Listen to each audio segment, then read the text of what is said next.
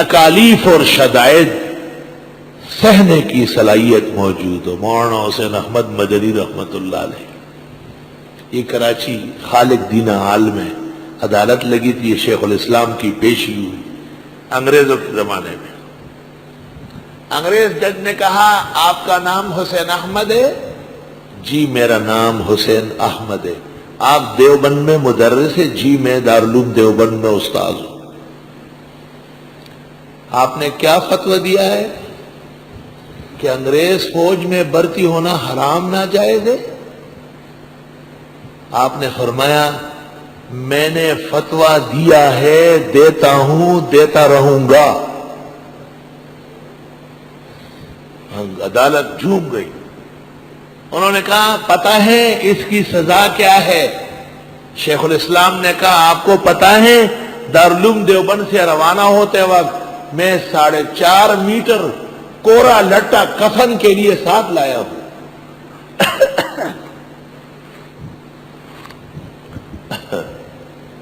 شیخ الاسلام نے کہا جو میرے سر پر سفید کپڑا بندھا ہے یہ کورا لٹا ہے 4.5 گز کا، اور اتنا ہی کفن سنت ہے، وہ ساتھ وہیں سے لایا ہوں.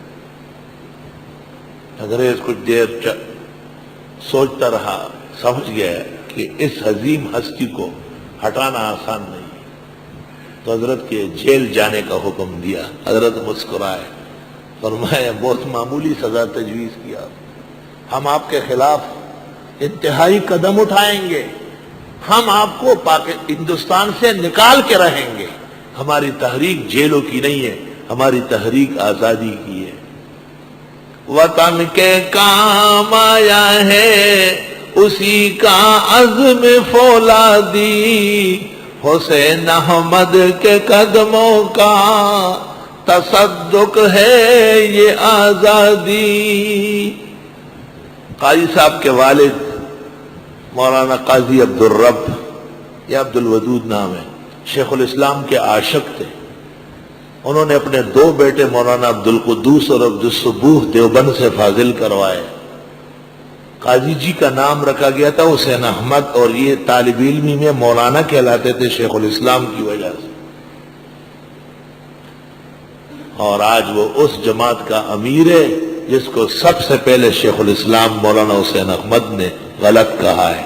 کتاب ایمان و عمل ملاحظہ، شیخ الاسلام کی کتاب ایمان و عمل. وہ کڑی، وہ چوکری، در بدر خاک بر سر، جس نے اپنے دور میں پہلے باپ کو پھانسی کروایا، بھائیوں کو قتل کروایا، خاون کو جیل میں بند کروایا، وہ آج پاکستان کے حکمرانوں کو اپنی ہدایات و قوانین نافذ کرتی ہے. لن یفلح قوم ولوا امرهم امرأة. اور لوگ سمجھتے تھے یہ لیڈر ہے، وہ ڈیلر نکلے. لیڈنگ نہیں ہے، ڈیلنگ ہو رہی ہے، کیونکہ اس کے اوپر مقدمات بڑے بڑے، وہ ڈری ہوئی. یہ لالا بڑا خطرناک ہے، سب کو دباؤ میں رکھا ہے. ایک وہ اللہ کا نیک بندہ غیرتی باپ کا بیٹا فضل الرحمان ہے جو پائے استقامت سے حق کے لیے باطل کے مقابلے میں کھڑا ہے. اللہ تعالیٰ ان کی عمر میں، صحت میں اور تحریک میں ان کی مدد فرمائے.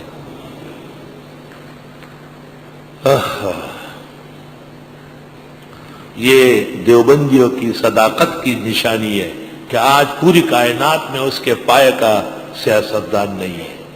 سب ڈیلر، بکا ہوا مال، صبح و شام تبدیل ہو رہے، لیکن ایک فقیر منش، بوریہ نشین، دارالعلوم کا پڑھا ہوا، دینی مدرسے کا فاضل، ایک فقیہ، محدث، مفسر کا عالم بیٹا. الحمدللہ اللہ تعالیٰ نظر سے اور دشمنوں سے بچائے اور ان کی جماعت کو اخلاص نصیب کرے کہ جمعیت العلماء اسلام ہی رہے اور جمعیت ضمیر فروشان نہ بنے. جمعیت العلماء اسلام ہی اور جمعیت ضمیر فروشان نہ بنے.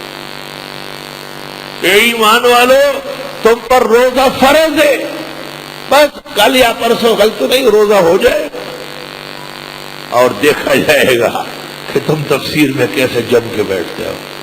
کہ ابتدا میں غریب طالب علم بیٹھا رہتا،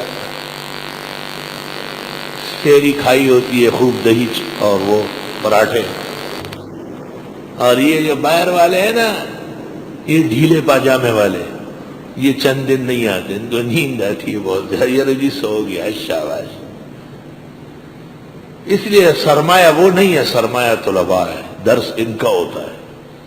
وہ تو آپ کے طفیل جی بھی رہے ہیں اور الحمدللہ ثواب بھی کما رہے ہیں، اور ان کی کمی کوتاہی آپ کے تعاون و مدد سے اللہ تعالیٰ پوری فرما دے گا۔